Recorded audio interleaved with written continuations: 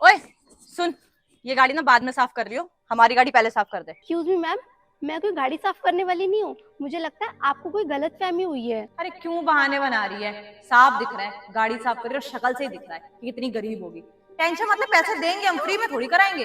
और जितना ये बंदा दे रहा होगा ना, उससे तो ज्यादा ही दे। देखिए मैम, बात पैसों की नहीं है। मुझे लगता है आपको कोई मिसअंडरस्टैंडिंग हुई है। मैं कोई सफाई वाली नहीं हूँ। और हाँ, लगता है आपको अगर अपनी गाड़ी साफ करवानी है तो मैं गाड़ी से फोन ला के देती हूँ।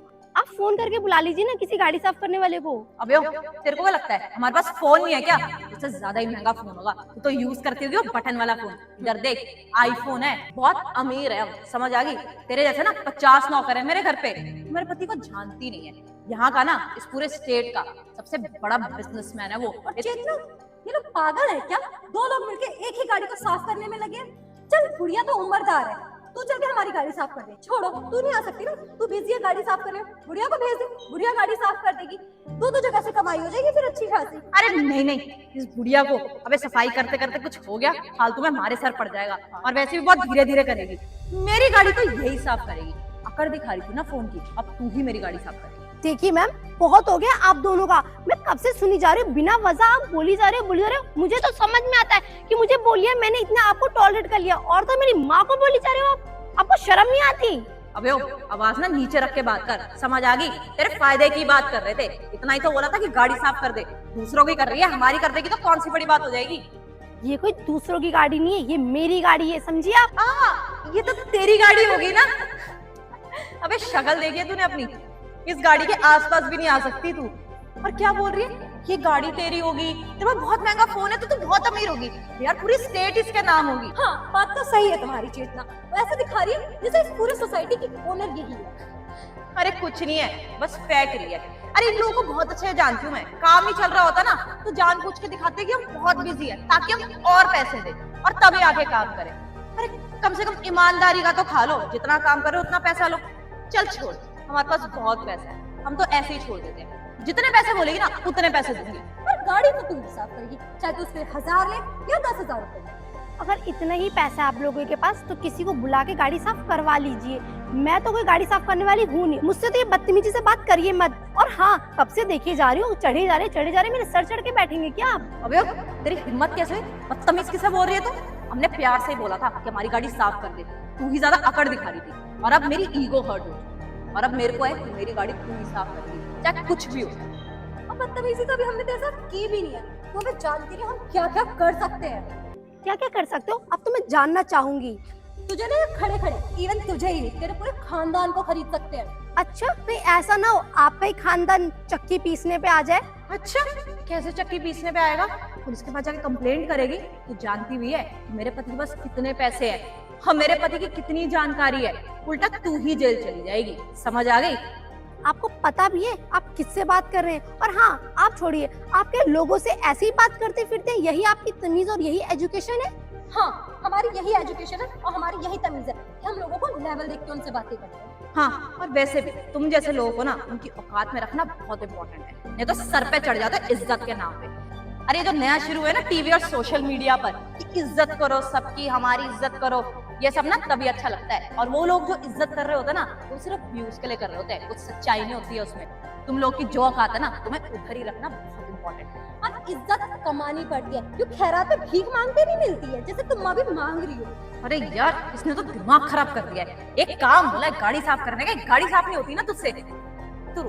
तू नहीं, वे बुढ़िया ही गाड़ी साफ करेगी। चल गाड़ी साफ। How dare you! तुम्हारी हिम्मत कैसे हुई मेरी फ्रेंड पे हाथ उठाने की? तेरे को पता भी है कौन हूं मैं? क्या बोल रही थी तू? कुछ तो मैं बताती हूँ, तेरे को तेरी औकात दिखानी पड़ेगी। क्या बकवास कर रही थी?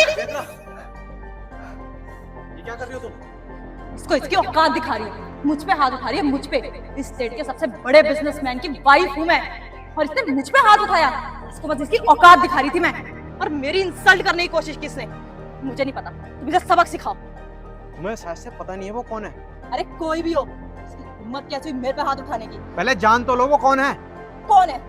जिस कंपनी को मैं चला रहा हूँ ना, वो इन्हीं की कंपनी है। और आपको पता है आपका पति कितना बड़ा बिजनेसमैन है? सिर्फ इतना कि इनकी 10 कंपनियों में से एक कंपनी ये चलाता है। क्या ये तुम्हारी वही बॉस है जिसके बारे में तुम बताते रहते हो? हाँ, आरपी फाउंडेशन की मालकिन है ये। लेकिन मैम, आप गाड़ी क्यों साफ कर रहे थे? अरे मैम आप ये क्यों काम कर रही हैं? आप मुझसे बोलते ना, मैं एक एम्प्लॉय भेज देता आपकी ये काम करने के लिए। नहीं आकाश, किसी एम्प्लॉय को यहाँ बुलाना मतलब मेरा बहुत ज्यादा लॉस होता, लेकिन मैं ये सब नहीं कर सकती। एक एम्प्लॉय की सैलरी जाना और उसका काम करना, मुझे पता है कि कितनी इंपॉर्टेंस होती है उसकी कंपनी में, और उसको बुला के यहाँ मैं गाड़ी साफ करवा लेती। ये छोटा सा काम है, मैं खुद कर लेती हूँ, और इन्हीं छोटे मोटे काम को करके मैं बहुत आगे पहुंची हूँ। और कभी ये भेदभाव नहीं रखा कि काम छोटा है या बड़ा है। मेरी नजर में हर एक काम इक्वल लेवल पे है और हर एक इंसान इक्वल लेवल पे है। मैं किसी इंसान को उसके कपड़ों से जज नहीं करती हूँ जैसा कि तुम करती हो। हाँ सही है चेतना, पहले आप लोगों ने अपने पेरेंट्स के पैसों पे ऐश करी है और अब अपने पति के पैसों पे ऐश करती हो, तो तुम्हें स्ट्रगल क्या पता होगा कि क्या होता है ना। जिंदगी में कभी मेहनत तो करी नहीं है, और तुमने खुद अपने मुंह से बोला कि मुझे सब कुछ मेरे बिस्तर पे मिल जाता है। अभी जिंदगी में कुछ मेहनत करी होती तब पता चलता है इंसान की वैल्यू क्या होती है। कपड़ों से उसको जज करती हो। मैम प्लीज मुझे माफ कर दो, मुझे पता नहीं था कि आप मेरे हस्बैंड की बॉस है, नहीं तो मैं कभी आपसे ऐसे बात नहीं करती। एग्जैक्टली तुम्हें नहीं पता था, इसलिए तुमने इस तरीके से बात करी। जिसे तुम्हें पता होता कि तुम्हारे औकात का और तुम्हारे लेवल का, तो तुमसे उससे बहुत प्यार से बात करती होगी, इवन घर पे बुला के चाय कॉफी भी पिला देती होगी। लेकिन हाँ, जिसको तुम्हें पता होता कि इसकी कोई औकात नहीं, इसकी कोई वैल्यू नहीं है, ये सिर्फ एक मामूली सा इंसान है, उसकी वैल्यू तुम्हारी नजर में क्या होती है? चींटी बराबर। नहीं मैम, बस उन्होंने ऐसे लेट हो गया और ऐसा हो गया। तुमसे तो मैं कोर्ट में मिलूंगी। अरे मैम प्लीज, इनकी तरफ से मैं सॉरी बोलता हूँ मैम, आप इस बार इन्हें माफ कर दो, अगली बार से कोई ऐसी हरकत नहीं होगी। अरे मैम इसकी तो आदत है, पहले तो अपने बाप के पैसों पे ऐश कर रही थी, अब मेरे पैसों पे ऐश कर रही है। पूरी जिंदगी कमाई नहीं करनी पड़ी ना इसको, इसीलिए पैसों की कदर नहीं है इसको।